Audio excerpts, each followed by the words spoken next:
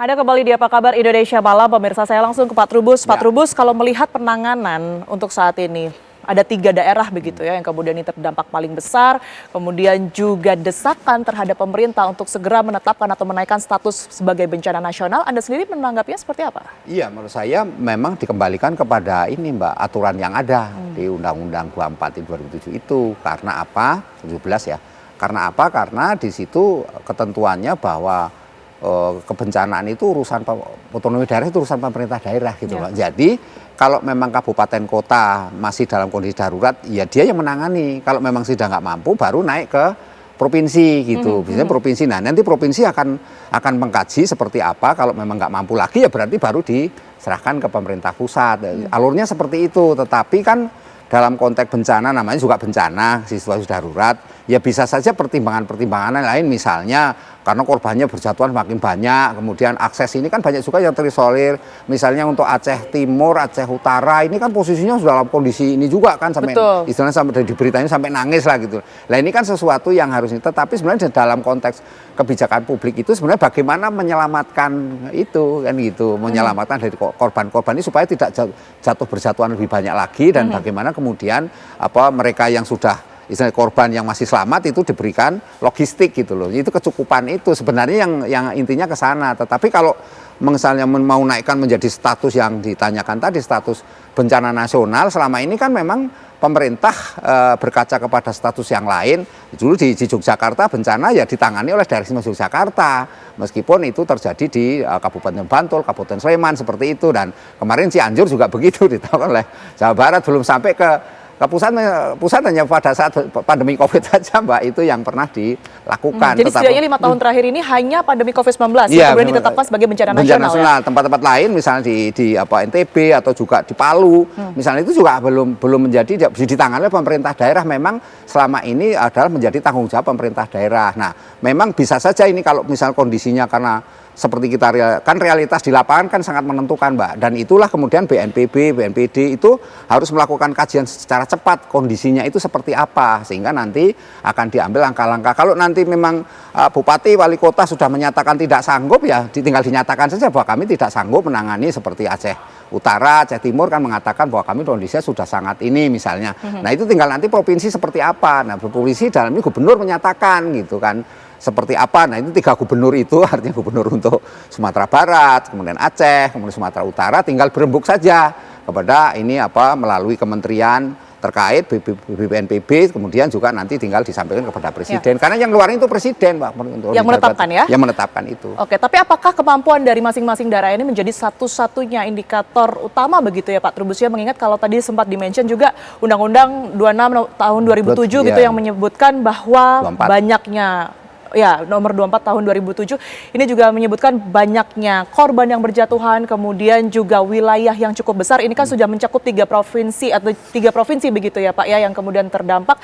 Apa ini tidak bisa menjadi pertimbangan untuk nantinya turut direkomendasikan menjadi naik status bencana nasional? Iya, kalau melihat realita yang ada, tentu kan itu karena kan ada juga misalnya daerah yang sampai sekarang terisolir, seperti juga di Tapanuli Tengah, itu Tapanuli Selatan, dari Sibolga itu kan masih banyak yang terisolir, kemudian yang di Aceh juga seperti itu. Nah, kalau lihat 3 daerah ini, 3 provinsi ini kondisi seperti itu, ya bisa saja ditetapkan segera kan. Cuman kan dalam hal ini kalau dari pemerintah pusat, dan ini presiden sudah banyak memberikan perhatian kan, di sana kan juga TNI Polri, bantuan dari mana juga sangat deras lah ke sana. Tetapi kan persoalannya kalau menyangkut status itu tadi, ini memang perlu pertimbangan yang matang sesuai dengan aturan yang berlaku. Tetapi namanya kondisi bencana ya bisa saja dalam kondisi yang memang sangat mendesak sekali, namanya darurat, kemudian diputuskan seperti itu dengan melihat realita yang ada. Ya, ini kita tunggu aja, artinya pemerintah akan bersikap seperti apa. Kita percaya bahwa BNPB sekarang memantau sekali, kemudian bekerja sama dengan daerah, kementerian lembaga juga memantau dengan sangat tepat sekali kondisi yang ada real di sana. Karena gimana pun juga ini masyarakat makin hari, karena sudah 4 hari mereka sudah nggak ada listrik, airnya juga susah, makan juga ini, kondisinya sesuatu. Nah ini kan juga harus jangan sampai yang mereka sudah istilahnya selamat, malah karena kondisinya, karena stres, trauma, karena makanan juga susah misalnya, nggak bisa ini, akhirnya malah meninggal, malah jatuh tambah berjatuhan lagi. Lah ini kan harus sesuatu yang sifatnya cepat. Jadi menurut saya memang di satu sisi soal prosedur yang harus ditegakkan, tetapi sisi lain memang bagaimana kecepatan responnya. Tapi pemerintah sampai sekarang Pak Prabowo dengan segala akses yang ada sudah berjalan sebenarnya. Tapi kita lihat ini bagaimana kemudian karena realitanya antisipasi dan langkah yang kemudian diambil cepat, oleh karena namanya Presiden bencana gitu ya. Presiden. Oke, saya ke Pak Guswanto. Pak Guswanto, sebenarnya kalau melihat kondisi saat ini sekalipun di beberapa titik sudah mulai surut, tapi secara prediksi BMKG sampai kapan situasi dan juga iklim yang terjadi di 3 lokasi tersebut ini akan terus berlangsung dan apakah ada potensi untuk terjadi di titik-titik lainnya?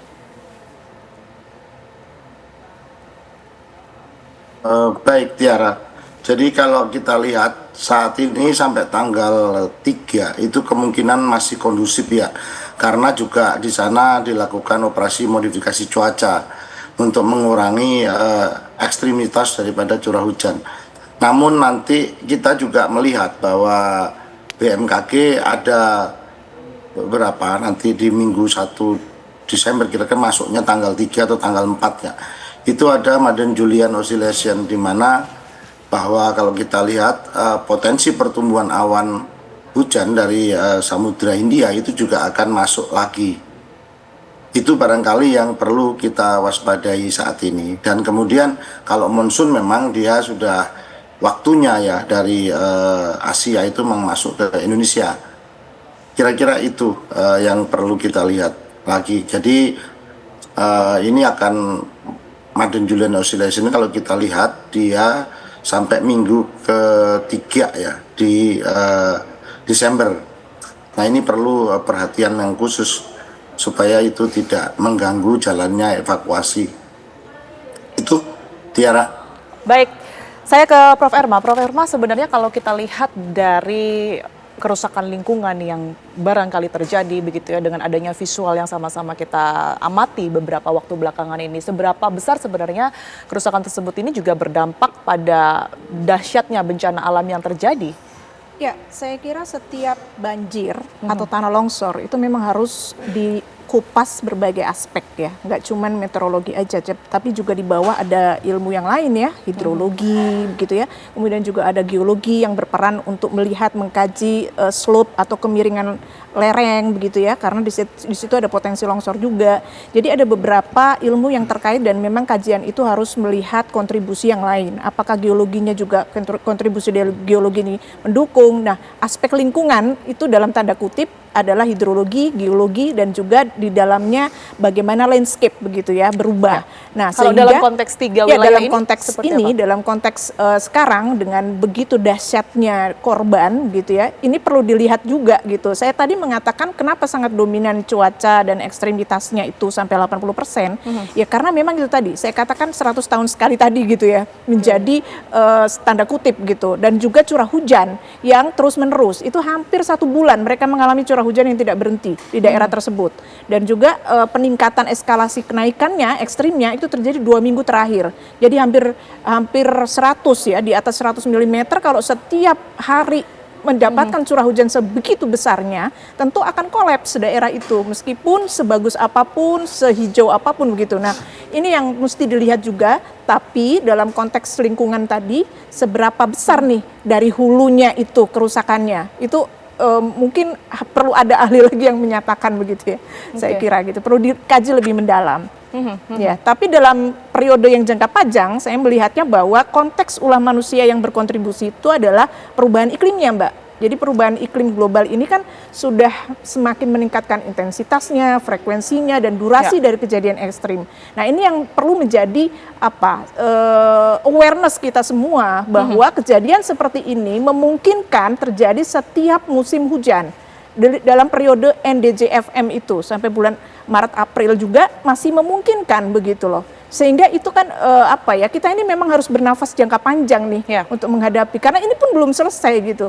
Sekarang ada Borneo Vortex begitu kan, yang bisa tumbuh terus dan juga bisa menjadi siklon di Laut Cina Selatan yang efeknya bisa ke Borneo, dalam hal ini adalah Kalimantan. Nah, ini kan sudah harus kita waspadai juga gitu ya, potensi-potensi setelah ini gitu. Karena belum selesai senyar ini, sisa-sisanya ini bisa membentuk lagi dalam makhluk yang berbeda gitu, yang kita sebut dengan Vortex Borneo begitu.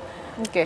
Baik, Pak Trubus, kalau Ya. memang sudah dilakukan ya peringatan dini oleh BMKG di setiap kali bencana di Indonesia terjadi begitu, apa yang seharusnya dilakukan oleh pemerintah kita agar meminimalisir setidaknya ya dampak yang terjadi? Jadi namanya bencana itu kan ada pra ya, pra bencana, saat bencana, dan pasca.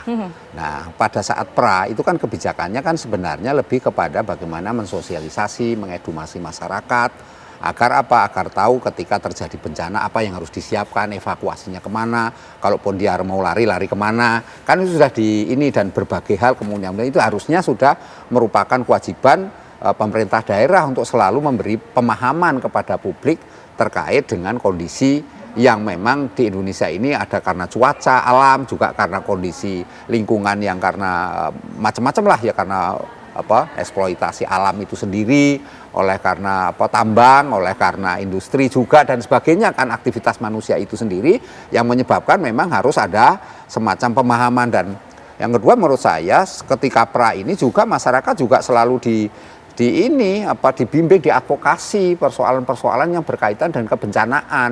Karena bencana itu kan tidak hanya persoalan misalnya banjir, longsor, tapi mungkin bencana-bencana yang lain yang kaitan dengan kesehatan ya, dampaknya kemana-mana kan harus sudah dikasih tahu semua, Mbak. Nah kemudian pada saat terjadi itu harus seperti apa? Ini masyarakat kalau sudah dikasih edukasi, benar ada literasi minimal gitu loh, jadi ada pemahaman. Nah mereka bisa secara self-service bisa melakukan diri di berbagai daerah seperti yang bencana gunung meletus misalnya di Semeru itu kan, Lumajang itu kan masyarakat udah berkali-kali, atau daerah istimewa Yogyakarta yang Gunung Merapi seringkali bencana. Nah itu masyarakatnya sudah bisa ini kan, udah tahu, punya mengantisipasi dengan baik. Nah pasca, lah itu berarti pasca ini apa hal yang harus dilakukan, misalnya relokasi kepada mereka yang terkena bencana, termasuk yang rumahnya rusak harus direlokasi, dibuatkan rumah kembali. Biasanya kan pemerintah membuatkan ini. Nah ini juga harus dipertimbangkan karena banyak sekali ketika direlokasi mereka balik lagi ke tempat yang apa lagi, karena di tempat lain misalnya mata pencahariannya susah, kemudian aksesnya juga susah, belum lagi soal anaknya yang sekolah mau jauh dari tempatnya, dan mereka cari nafkah sumber-sumber makanan juga susah misalnya. Nah ini kan juga harus dipertimbangkan. Artinya apa?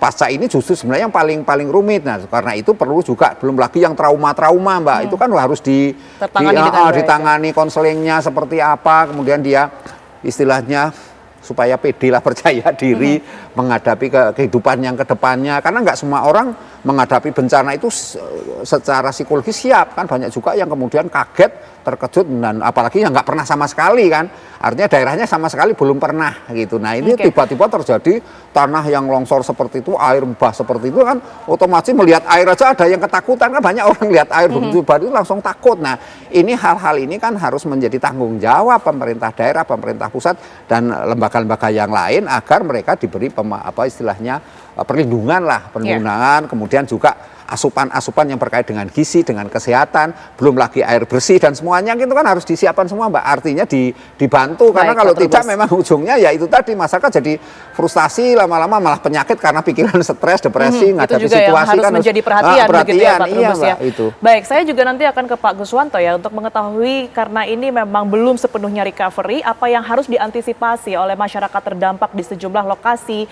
yang saat ini terjadi bencana alam, dan juga nanti kami juga akan menghadirkan wawancara ya bersama dengan warga terdampak yang saat ini berada di Aceh Utara. Kami akan hadirkan seluruhnya pemirsa usai jeda berikut ini. Tetaplah di Apa Kabar Indonesia Malam.